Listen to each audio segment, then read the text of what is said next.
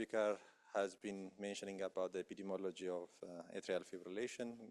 So as it has been mentioned, atrial fibrillation is a commonest arrhythmia, which is responsible for hospitalization and related with arrhythmia.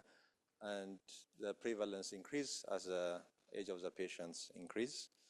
And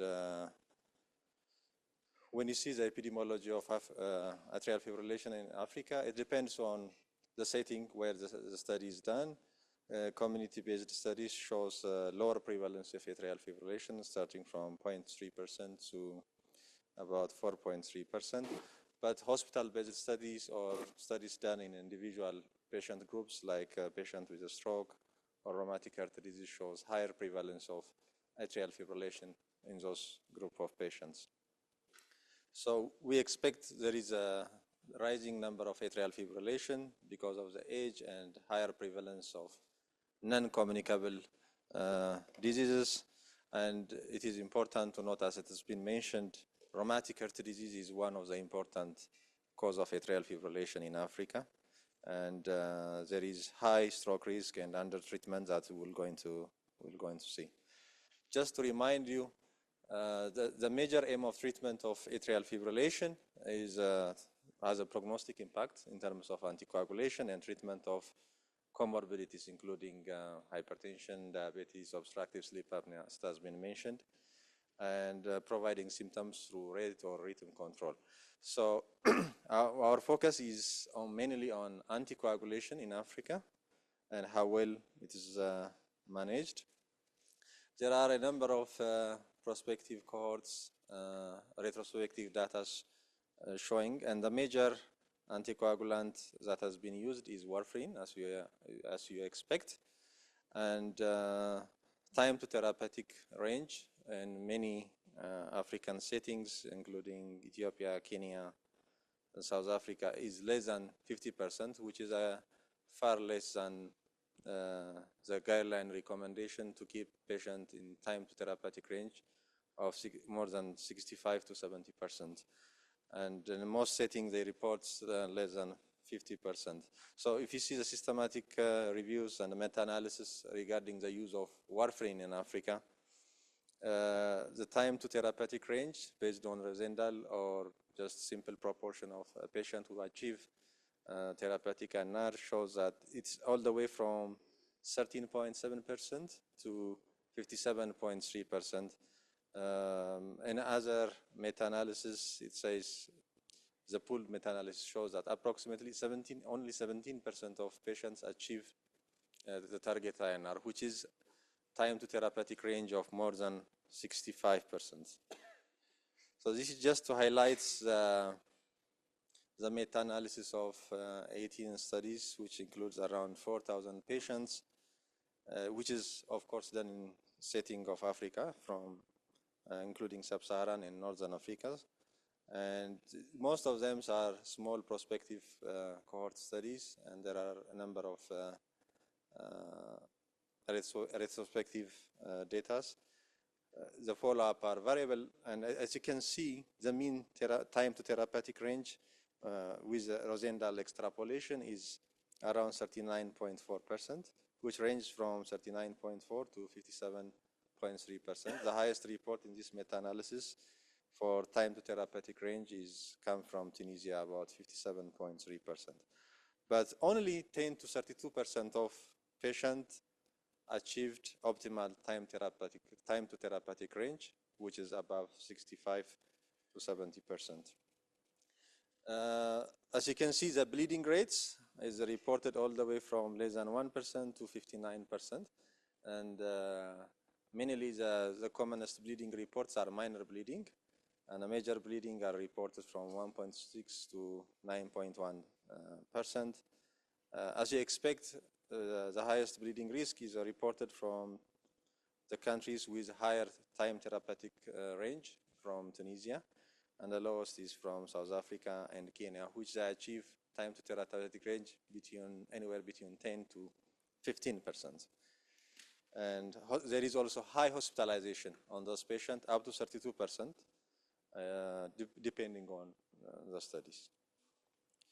when you see registries and multi-center evidences, one of the registry, which is a report, is Remedy on rheumatic heart disease. And in that registry, you can see that only 28.3% of the patients are in target INR.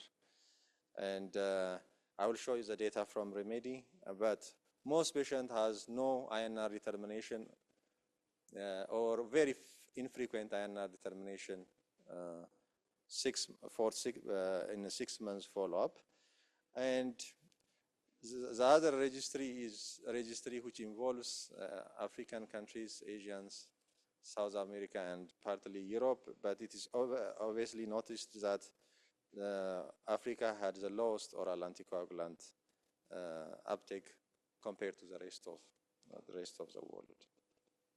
This is the data from Remedy. It is a rheumatic heart disease. Try to see every aspect of the management of rheumatic heart disease, published in 2015, has shown that, I want to highlight that almost 12% of the patients, they don't have INR determination 6 months before enrolled into this registry.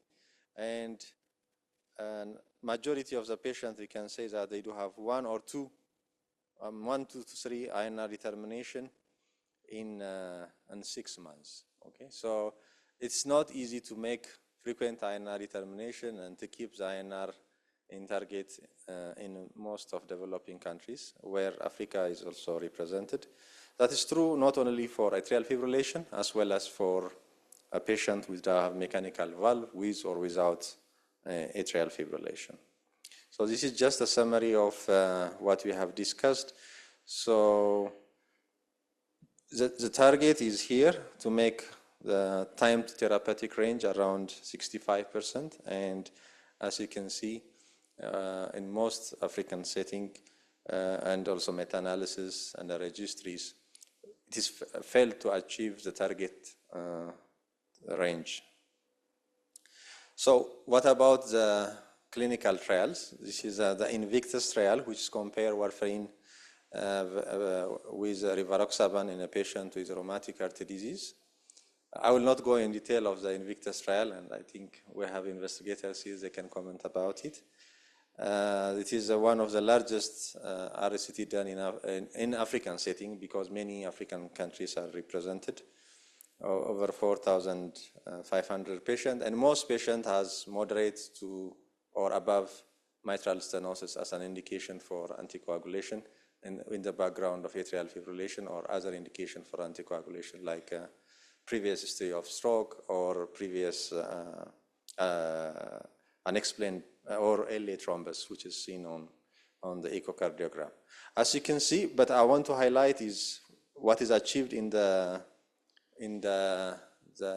trial compared to the real-world experience from the prospective cohorts, as well as from registries.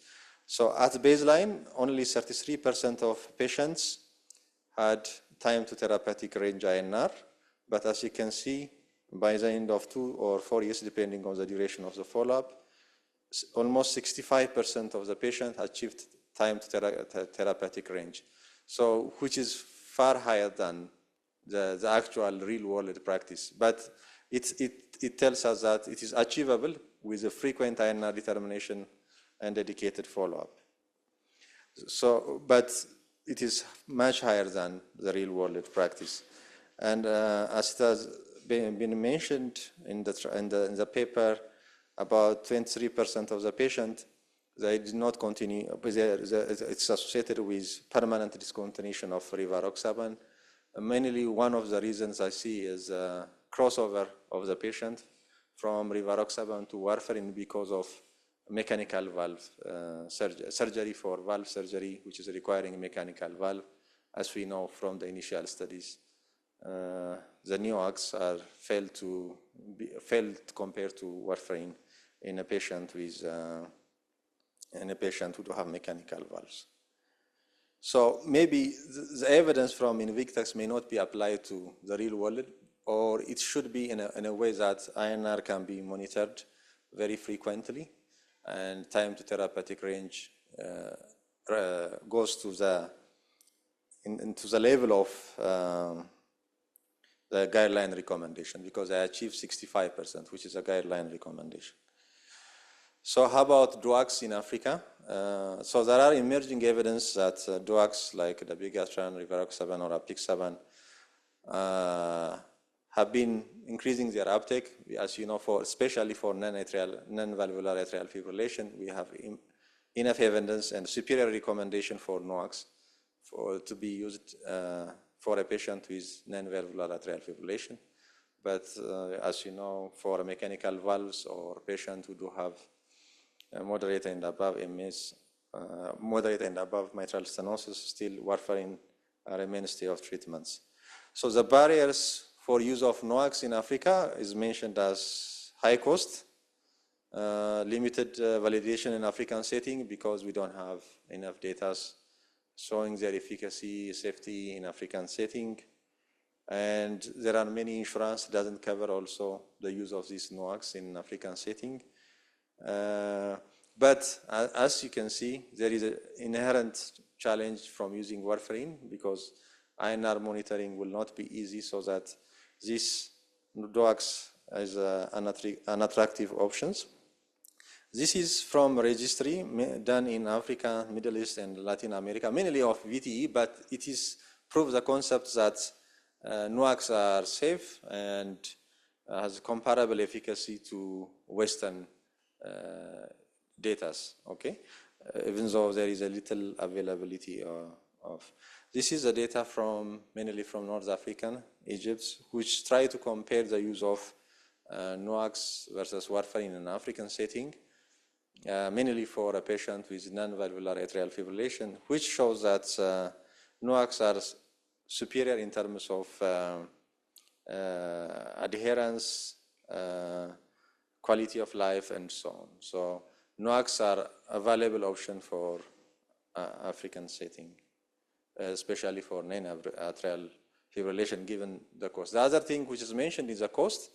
There is some papers try to look into the cost-effective analysis between NOACs and warfarin, has shown that almost comparable costs compared to the time that the patient comes for follow-up, INR follow-up, hospitalization due to over anticoagulation, especially even the availability of generic NOACs. That makes it a valuable option for a patient who do have indication for NOACs. That doesn't include patients who do have mechanical valves or rheumatic heart disease who do have moderate and above mitral stenosis. Just to highlight, this is just a cohort from Rwanda. It's unpublished, done by our fellows, a cohort of 148 patients. Most of the patients are non-valvular atrial fibrillation.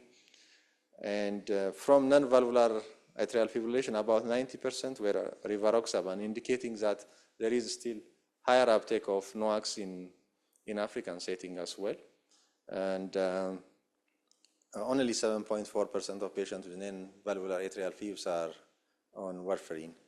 And mainly this is reflected in the capital city Kigali, where relatively better care compared to the district hospitals. And up to 80% of the patients from the cohort who needs anticoagulations are on anticoagulation. But with higher major adverse cardiovascular outcomes, nearly 14%. So the same is true for patients with mechanical heart valves who do have taking warfarin with or without atrial fibrillation. This is one of the studies shows that only 27% of patients who are on warfarin has achieved therapeutic INR, but about 61% of the patient in subtherapeutic range. And redo surgery due to valve thrombosis or events like strokes is also higher in a patient with mechanical valves who needs anticoagulation. So the challenge for anticoagulation in Africa is, one is, as you have seen, limited INR monitoring. If you see the registry, there is none or one or two, a maximum of 3 determination of INR in 6 months. So that is the challenge. NOACs, its availability and cost, even though there are opportunities which might make NOACs to be used, especially for non-valvular atrial fibrillation, poor patient adherence and awareness, and lack of dedicated anticoagulation clinic. These are the challenges to achieve anticoagulation in the target in African setting. The opportunities, I think, having dedicated anticoagulation clinics, nurse-based follow-up might be important, and DOACs can be an option for a patient with non-rheumatic and especially non-valvular atrial fibrillation. So, in summary, anticoagulation is essential but poorly delivered in Africa, and time to therapeutic range is less than 40%, which is far below the target recommended by the guidelines, which recommends time to therapeutic about 65%. Invictus confirms that vitamin K antagonist remains standard of care for rheumatic arthritis, but with reservations that the patient needs to achieve therapeutic INR as to the recommendation of the guidelines, and we need to have innovative ways to address this challenge, including availability of NOACs for non-valvular AF and affordable price, as well as having dedicated anticoagulation clinic. Thank you so much. This is my reference. Thank you so much, Dr. Esubalew.